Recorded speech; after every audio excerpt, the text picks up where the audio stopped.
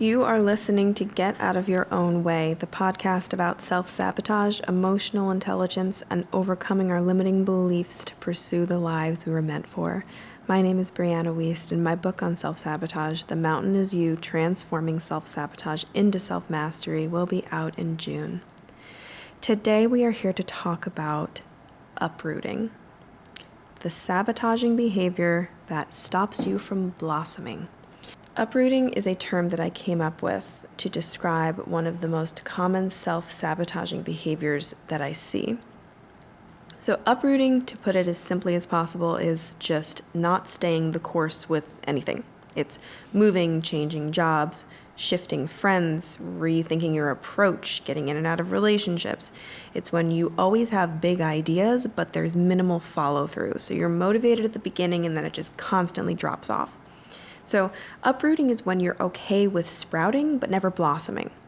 I think that uprooting happens for a number of reasons. I think that the two big ones is that you are getting addicted to the process of wiping the slate clean.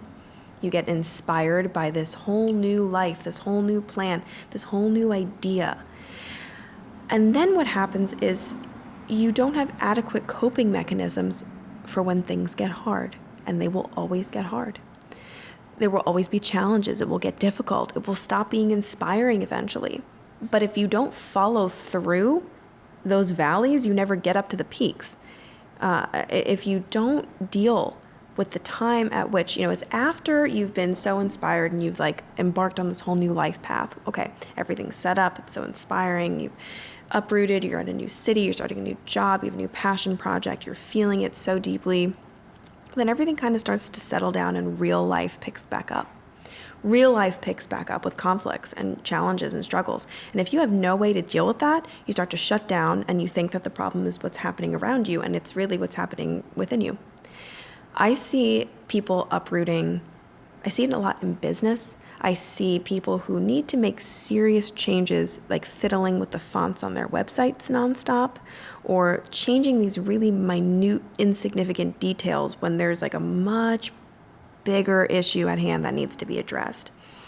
I see it with people starting side gigs and then just letting them go, starting a blog and then you never hear about it again.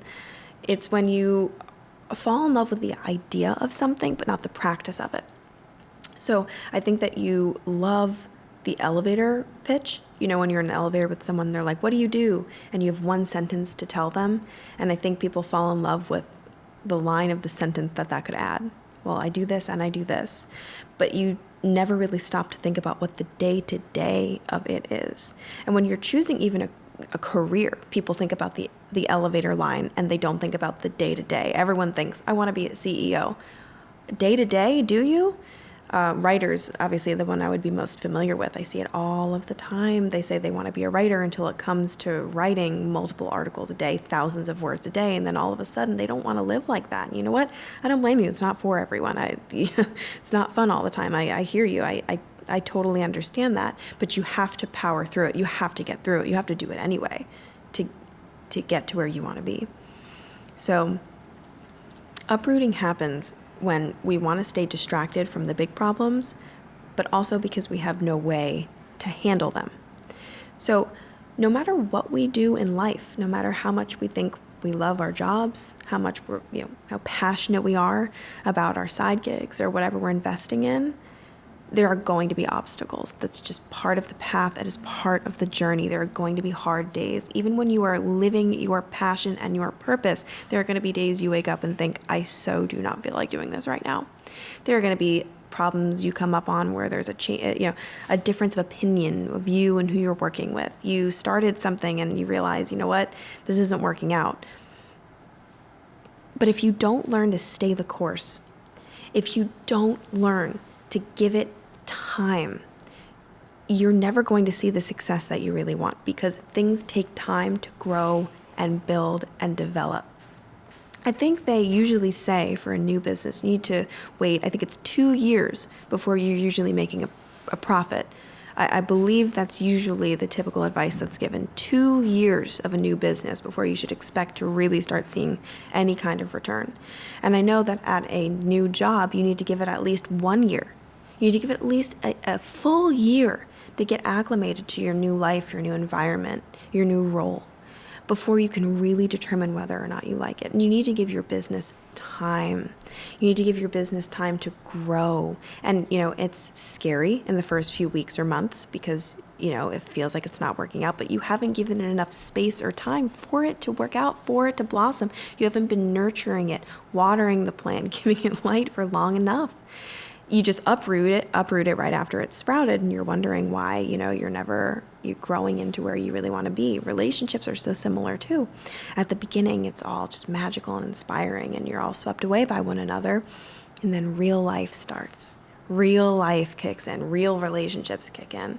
It's not about sexy dinners on a Friday anymore. It's how you're merging your lives together. It's, okay, well, who's making dinner tonight, or what's happening with this, or where are we going to live? And you start asking the big questions. And that's where you see the quality of a relationship. That's where you see the quality of the business. That's where you see the longevity of something. Time. You give yourself the time and space to show up every day and grow. Uprooting, I think, is such a common self-sabotaging behavior because, like most self-sabotaging behaviors, you don't realize you're doing it. You get so in the pattern of just picking up and starting over every time you hit a speed bump that you don't even realize it's happening in the first place. You think that, well, this obviously can't be right for me, so I have to be moving on. And what you're missing is that for as often as discomfort is telling you it's time to grow and change, it's also part of the growth process. You don't just, when you realize your life has to change, you don't just change it overnight and then magically all of those feelings disappear. It's a years-long growing process, but it should be gradually improving over time, and that's usually the tell. Over time, the business should be growing. Even if it doesn't start where you want it to, it should be improving over time. The relationship, even if it hits some rough patches, it should be generally improving over time. When we start to regress, when the business gets worse and worse and worse over time, the relationship deteriorates more and more over time, that's usually a sign that this isn't something that's right for us. I do want to emphasize that if you're in a situation where you're unsafe, if you're at a job that compromises your dignity, if you are in a place where you feel that your well-being is in any way in jeopardy, you absolutely need to leave and you need to remove yourself from that situation. Don't let the fear of uprooting stop you from ensuring that you are in a place where you are being respected and you are safe and cared for. That's not what I'm talking about. I'm talking more about you keep landing yourself in these situations over and over and over again, and instead of ever laying roots and blossoming somewhere, you're constantly lifting them back up and starting all over again. That's not a matter of you just by happenstance ending up in a not so great situation. There's something in your behavior, even if it's as simple as what you're choosing for yourself, that desperately needs to be amended. Eventually, we need to choose what we want for ourselves long term. Because if we don't make a decision, we're going to find ourselves constantly distracted. New opportunities are going to come up. New ideas are going to cross our minds, and we're going to want to reach for them again and again and again. And if we don't decide what our lives are going to be about, the world is going to decide for us. We're going to get so distracted and so off course that we kind of end up nowhere. We end up with a million half-started projects, lots of businesses we started and collapsed. We never really stayed the course. We need to decide, this is the work that I'm going to do. Come hell or high water, I'm going to get through this. We're going to make this happen long term. This is the person I'm going to be with. No matter how many hard times come our way, we're going to persevere. We're going to be stronger because of them, and then we're going to make our way through. And when you develop the resilience, not to run and hide every time things get hard, but actually to see those moments as opportunities for growth. Staying the course does more than just give you success in your work or your relationships. It transforms you. It makes you a different person. It makes you a more loving, compassionate, and kind person. It makes you a better strategist. It gives you better skills. It improves you. It grows you. Every time you run away from a potential challenge, you deny yourself an opportunity for growth. You turn your back on a chance that life is giving you to correct a problem, to change a way of thinking. And every time you do that, you can't be surprised that you end up back in the situation all over again. You have not corrected the behavior that got you there in the first place. We think that living our best lives is a matter of feeling a blissful high every day. And let me be clear, I really do believe that all of us can not only feel true, genuine peace and happiness on a daily basis, I believe that more peace and happiness is possible for you than you even know right now. But you're not going to find it unless you are willing to dig your roots deep, truly connect to where you are in life, connect to the people around you, connect to where you live, create a home, create status, build experience, develop your skills, stay the course of whatever it is you are starting to invest in.